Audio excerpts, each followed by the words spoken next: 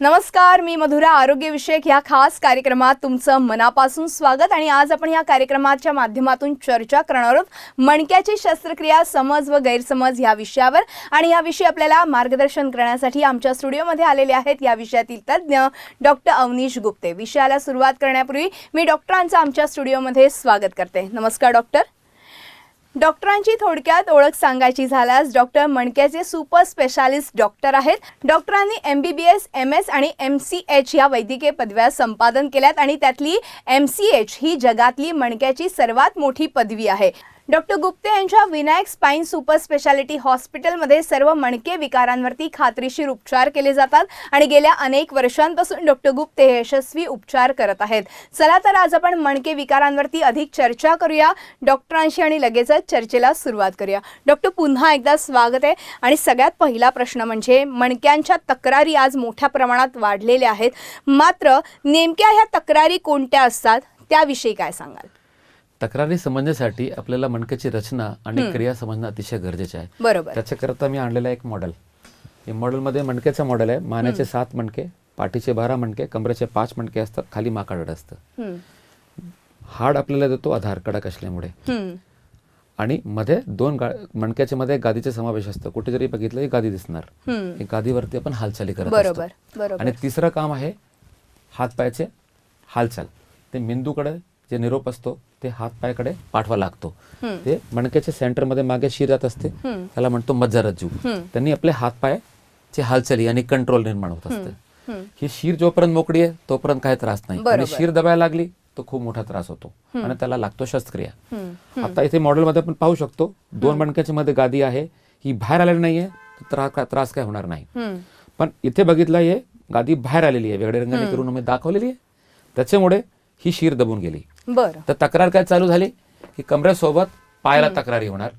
म्हणजे थोडक्यात हे पायाला जाणारी शिर आहे, तिथली पायाला डाव्या पायाला जाणारी शिर आहे. तर उजव्या पायाला इथे तक्रारी काय होणार आहे? मुंग्या येणार, रग होणार, बधीर होणार किंवा त्रास वाढल्यानंतर पॅरालिसिस होणार. तसं जर मानेची गादी सरकली तर त्याच तारखे तक्रारी हाताला होणार. मुंग्या, रग, कळ किंवा जास्त त्रास झाला की शिर दबली तर पॅरालिसिस पण होऊ शकतं. तर थोडा उशिरा करायचं नाहीये.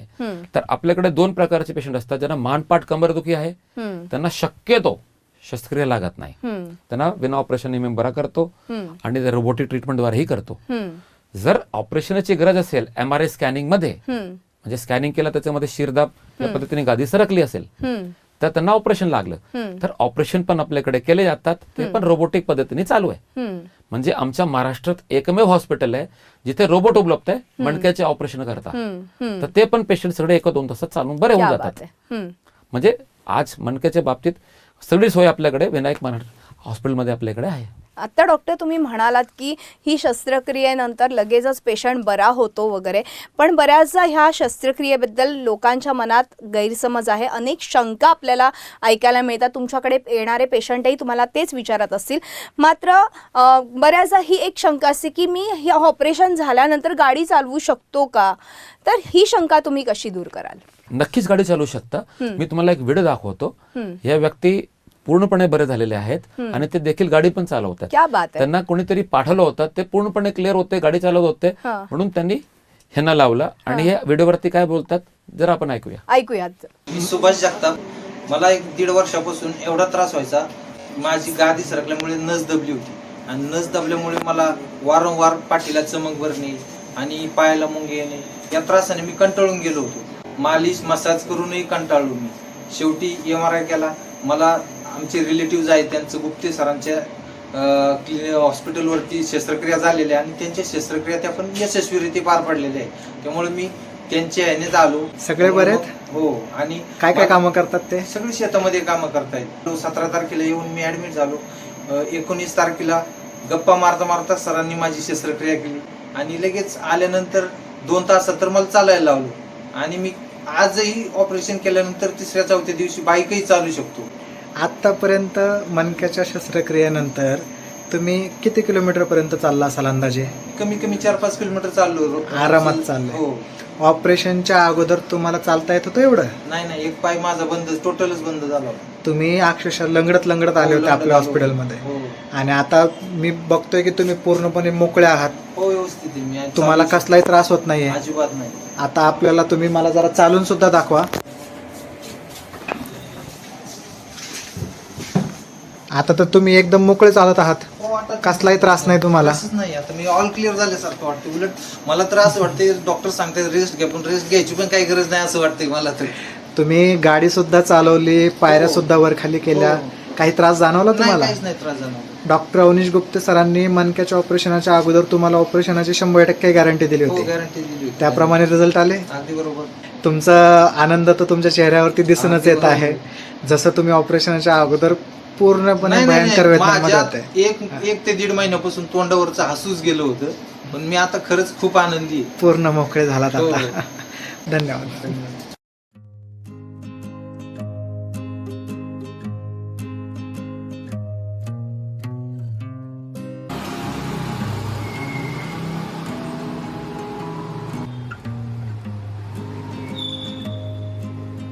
डॉक्टर, आत्ताच आपण बघितलं की ह्या व्हिडिओच्या माध्यमातून की हे अगदी मणक्याच्या ऑपरेशन नंतरही गाडी चालवू शकतात. मात्र बऱ्याचदा असं होतं की ह्या व्हिडिओनंतर म्हणजे ह्या शस्त्रक्रियेनंतर वेदना तर कमी होतात, गाडी तर चालवता येते. मग तुम्ही ह्या ऑपरेशनमध्ये नेमकं असं काय वेगळे करता की हे सगळं सहजपणे शक्य होतं? नक्की, त्यासाठी आपण ऑपरेशन थिएटरच्या आत जाऊ. बापरे, बरं. 110 किलो पेशंटचं ऑपरेशन चालू आहे. वय त्यांचं मात्र 74 आहे. बापरे. त्यांना काहीच चालता येत नव्हतं, काही करता येत नव्हतं, आणि पेशंटला आम्ही संवाद घालता गप्पा मारता मी त्यांची मणक्याची शस्त्रक्रिया करतो. हे दाखवू आपण. क्या बात आहे. चला बघूयात. आज यशवंत निगम साहेब आपले ऑपरेशन थिएटरच्या आत आहेत. त्यांचं वय 74 आहे. त्यांच्या मणका पुढे मागे सरकला होता आणि त्याच्यामुळे शिरदाब निर्माण झाल्यामुळे त्रास होत होता, म्हणजे कंबरदुखी आणि दोन्ही पायाला त्रास, शॅटिका म्हणतो. आता त्यांचं MRI मध्ये पहिले बघू आपण. जे बघितलं आपण, जसं ही शिर दबली दिसते 2 ठिकाणी, इथे पण दिसते, इथे पण दिसते, सगळीकडे हे 2 ठिकाणी शिर दबलेली आहे, इथे आणि इथे. हे गादी सरकल्यामुळे किंवा म्हणायचे की लिस्थेसिसमुळे हे प्रॉब्लेम होता. आता एक्सरे मध्ये बघू आपण लिस्थेसिस कुठे. हे चौरस मणका एका लाईन मध्ये आहे. हा मणका थोडा मागे गेलेला आहे ह्याच्यापेक्षा, तर हा थोडा पुढे आहे, हा थोडा मागे इथपर्यंत आहे, हे पुढे. तर मधली जी गादी होती ते मी इथे दाखवली, त्या कारणामुळे सरकले आणि ते पुढे मागे इन्स्टेबिलिटीमुळे सरकल्यामुळे हा त्रास होत होता. ऑपरेशन आता संपलाय, त्यांच्याशी आपण संवाद करू आपण.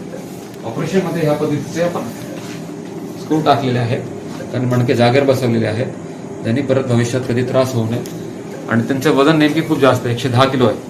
ऑपरेशन 100% यशस्वी झालंय. यशवंत साहेब नमस्कार. ऑपरेशन सक्सेस झालंय. Okay sir.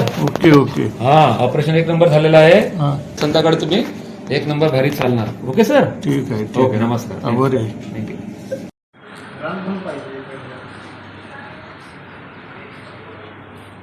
थँक्यू.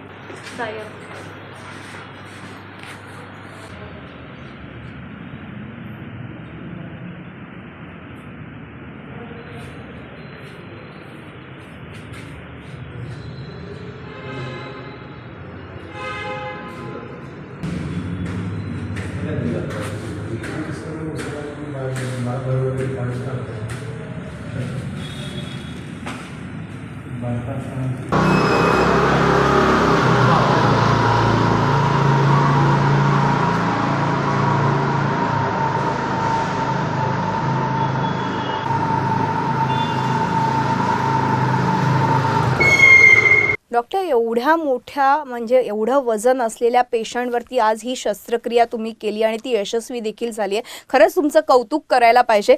मात्र मला हे विचारायचे की असे पेशंट्स आपल्याकडे बरेच येत असतात वेगवेगळ्या प्रकारचे. ह्यामध्ये जर आपल्याकडे बाक असलेला पेशंट आला तर तोही बरा होतो का? नक्कीच. बरं. बाकवाले पेशंट बरेचसे रेग्युलर आपल्याकडे चालू असतात. हां. मी तुम्हाला एक वयस्कर पेशंट दाखवलाय, आता एक तरुण पेशंट दाखवतो, ज्यांना पूर्ण मणका असं फिरलं होतं, बापरे. पूर्ण बाक होतं.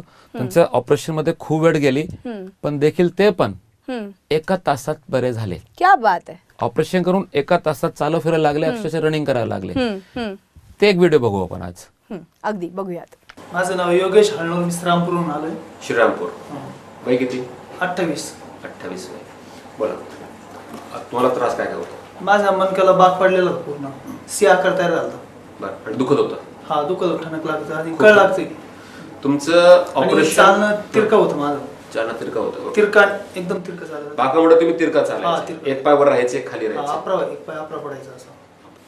हे पहिले आधीचा आकार दाखवायचे कसा होता, की मणका असा पूर्ण त्यांचा बाकलेला होता,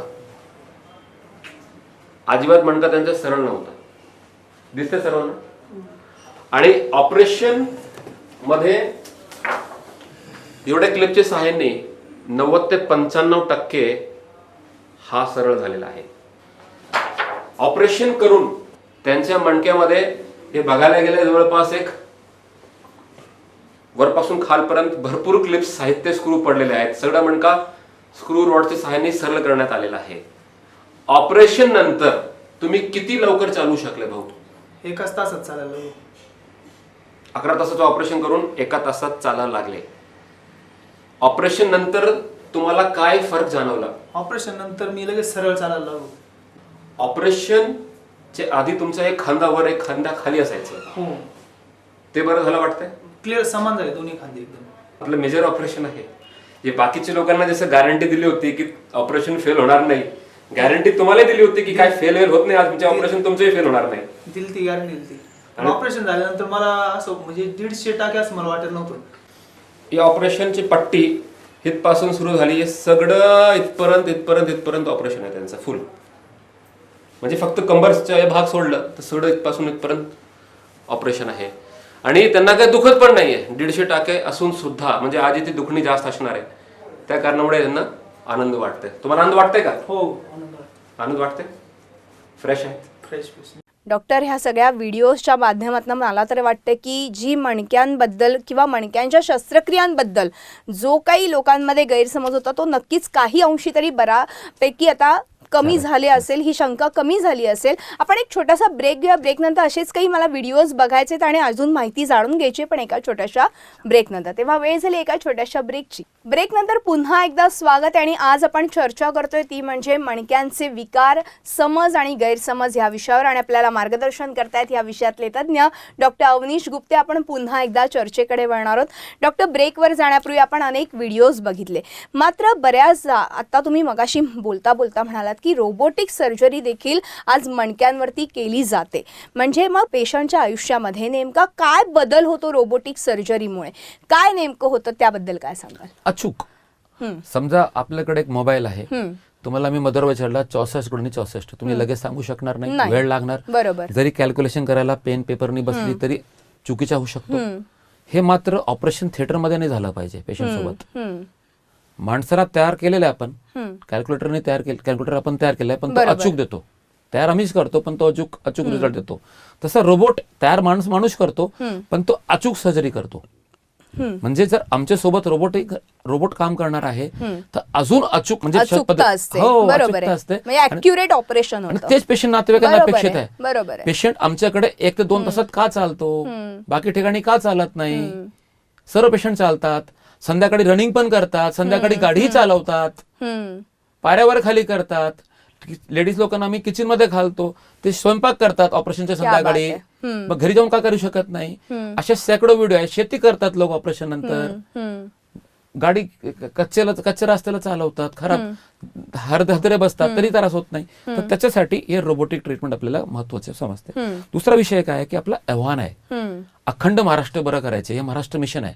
आम्ही आमचा स्टाफ ह्या उद्देशाने जगतो की संपूर्ण महाराष्ट्र बरा झाला पाहिजे, कोणाला त्रास नाही झाला पाहिजे. त्रास वाढला तर पॅरालिस पर्यंत जाऊ शकतो. इथे पेशंट तासाभरात बरा होतोय आणि तिथे पेशंट गैरसमज असल्यामुळे कायमचा झोपून राहतो. असं नाही झालं पाहिजे. आज गव्हर्नमेंटने आवाहन केलं की पोलिओ गायब झाला ड्रॉप देऊन मुलांना, तर आपण पूर्ण महाराष्ट्र नीट का नाही करू शकत? त्यांची सेवा का नाही करू शकत? एक पेशंट झोपला म्हणजे कुटुंब झोपला, हा विचाराने आम्ही काम करतो की पेशंटला त्रास नाही झाला पाहिजे, आपल्यामुळे पॅरालिसिस झाली नाही पाहिजे, आणि सर्वात महत्त्वाचं त्यांनी सर्व काम केलं पाहिजे. आम्ही पेशंटला विचारतो तुम्ही काय काम करतात, म्हणजे मी शेती करतो, एक म्हणतो मी गाडी चालवतो, एक म्हणतो मी मार्केटिंगचं काम करतो, एक म्हणतो मी बसून काम आहे. तर त्या पद्धतीने आम्ही ऑपरेशनचं स्वरूप बदलतो. क्या बात आहे. की पुढची जबाबदारी काय, नुसतं एमआरआय स्कॅन नाही बघत, आपण पेशंटला विचारतो त्यांचं वय बघतो, त्यांची मेडिकल कंडिशन चेक करतो. तर आम्ही खूप सुरक्षित पद्धतीने ऑपरेशन करत असतो. अगदी. आता तुम्ही म्हणालात तसं की सुरक्षित पद्धतीने ऑपरेशन करतो. तुमच्याकडे येणारे पेशंटही वेगवेगळ्या पद्धतीचे असतात, वेगवेगळ्या क्षेत्रातून आलेले असतात. खास करून शेती करणाऱ्या शेतकरी तुमच्याकडे ह्या ऑपरेशनसाठी येतो. तर ह्या ऑपरेशन नंतर ते शेती करू शकतात का? नक्कीच. मी 2 लेडीज दाखवतो. एका घरातली आहे, जरा व्हिडिओ बघू, लगेच आपल्याला, आणि शेतातलं काम करत आहेत, लगेच बघू आणि आपल्याला लगेच उत्तर भेटेल. अगदी अगदी. नमस्कार, मी डॉक्टर अवनीश गुप्ते. आज आपली विनायक हॉस्पिटलची टीम शेतातला चालली आहे 2 पेशंटना भेटायला. एका घरातले पेशंट आहेत. एकाच ऑपरेशन आम्ही 7 ते 8 वर्षापूर्वी केलं होतं आणि दुसऱ्याचे ऑपरेशन आम्ही 3 ते 4 वर्षापूर्वी केलं होतं. त्यांची प्रगती काय आहे, त्यांचे एवढे वर्ष कसे काय गेले, आपण त्यांनाच विचारूया. आपण पाहू शकतो विनायक हॉस्पिटलमध्ये, आपले मणक्याच्या हॉस्पिटलमध्ये नंदा तामाणे आणि दुसरा इंदुबाई तामाणे, ह्यांचं वय 45 आणि ह्यांचं वय 66 तेव्हा होता. म्हणजे ह्यांच्या 2014 साली आले होते आमच्याकडे 7 ते 8 वर्षापूर्वी. 4-5 मणक्यामध्ये त्रास होता आणि ह्या तारखेला ह्या पद्धतीने ऑपरेशन केलं होतं. हे त्यांचं डिस्चार्ज कार्ड आहे. तसं ह्यांचं पण डिस्चार्ज कार्ड आपण बघू शकतो. इंदुबाई तामाणेचं 66 वय, 2017 साली आपल्याकडे आले होते आणि त्यांना ह्या तारखेला ऑपरेशन आपण केलं होतं, जे 3 ते 4 वर्षापूर्वी ह्या पद्धतीने. आणि ते पण हे दोन्ही पेशंट खूप बरे झालेले आहेत. आपण त्यांच्यासोबत आमची टीम शेतातला जाऊन आत्ता गप्पा मारणार आहे.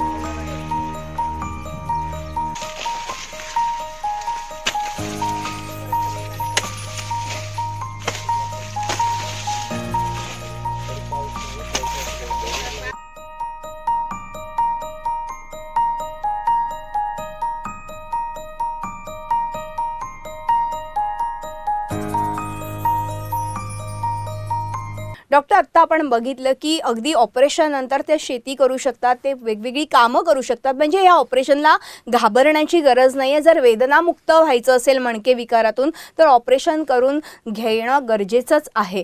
अर्थातच अनेकांना लागतं हे ऑपरेशन, अनेकांच्या ह्याच्या बाबतीमध्ये लागत नाही सुद्धा. ते तर आपण बोलणारच आहोत. पण एकूणच प्रेक्षकांना तुम्ही ह्या सगळ्याच्या निमित्ताने काय संदेश द्याल? माझं म्हणणं आहे, ऑपरेशनची गरज आहे, तो मनात गैरसमज करून घरी थांबू नये. स्कॅनिंग MRI ची गरज आहे. MRI स्कॅन करावं लागते.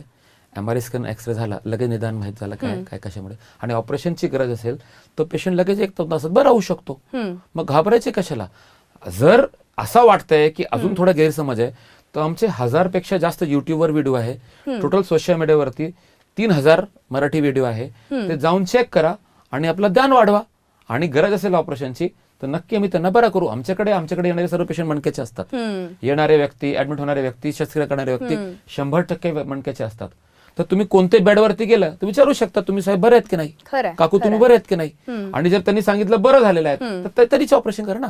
अशा कशाला ऑपरेशन करायची गरज आहे? अगदी. आता डॉक्टर, तुम्ही खरंच फार महत्वाची माहिती तर दिलीच, पण त्याचबरोबर मणके विकारांना घाबरू नका किंवा त्याला टाळू नका किंवा दुर्लक्षही करू नका, नाहीतर मग पुढे जाऊन अनेकांना धोका निर्माण होऊ शकतो. आणि वेदनारहित जर आयुष्य जगायचं असेल आणि ज्यांना खरंच मणके विकारांवरती शस्त्रक्रिया करण्याची गरज असेल त्यांनी नक्कीच विनायक स्पाइन सुपर स्पेशालिटी हॉस्पिटलमध्ये येऊन अपॉइंटमेंट घेऊन डॉक्टरांचा योग्य सल्ला घ्या आणि ऑपरेशनकडे वळा. डॉक्टर, खूप छान माहिती तुम्ही ह्या सगळ्याबद्दल दिली, त्याबद्दल खूप खूप आभार. आणि यानंतर या खास कार्यक्रमात आज आपण इथेच थांबतो. तुम्ही पाहत राहा आमचा खास कार्यक्रम आरोग्यविषयक सल्ला.